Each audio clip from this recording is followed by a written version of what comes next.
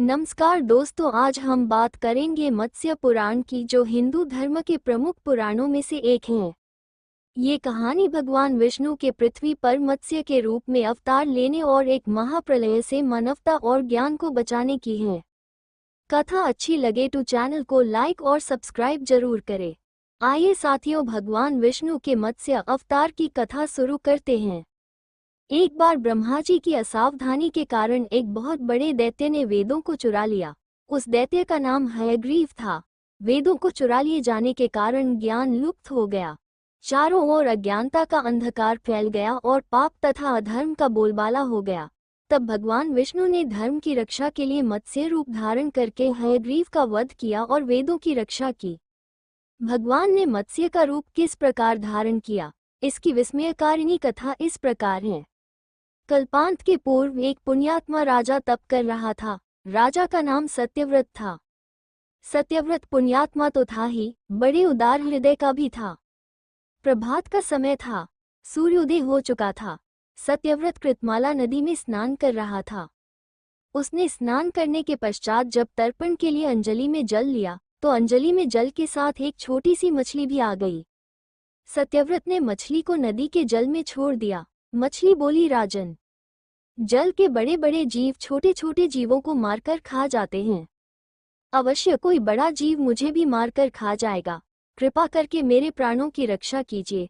सत्यव्रत के हृदय में दया उत्पन्न हो उठी। उसने मछली को जल से भरे हुए अपने कमंडलू में डाल लिया। तभी एक आश्चर्यजनक घटना घटी। एक रात में मछली का शरीर इतना बढ़ गया कि कमंडलू उसके रहने के लिए छोटा पड़ने लगा।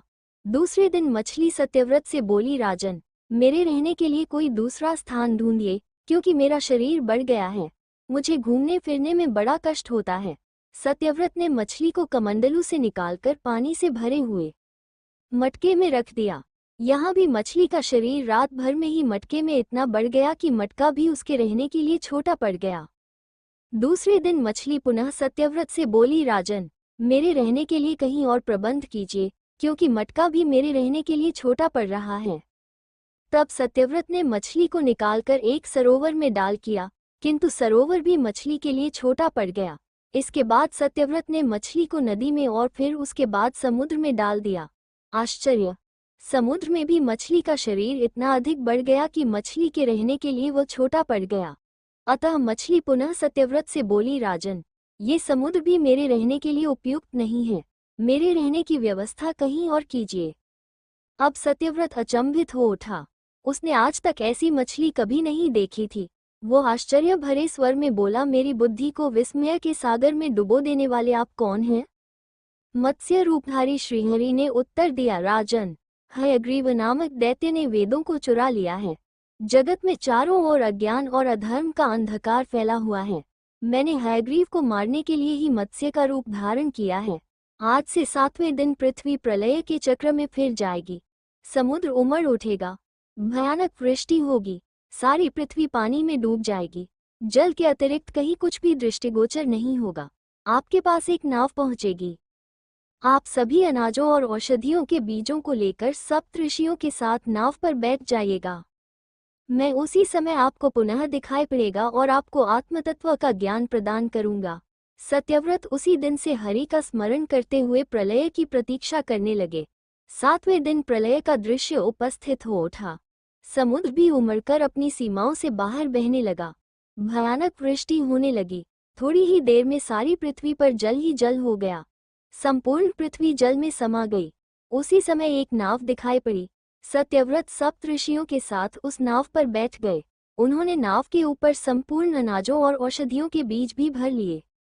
नाव प्रलय के सागर में तैरने लगी। प्रलय के उस सागर में उस नाव के अतिरिक्त कहीं भी कुछ भी नहीं दिखाई दे रहा था।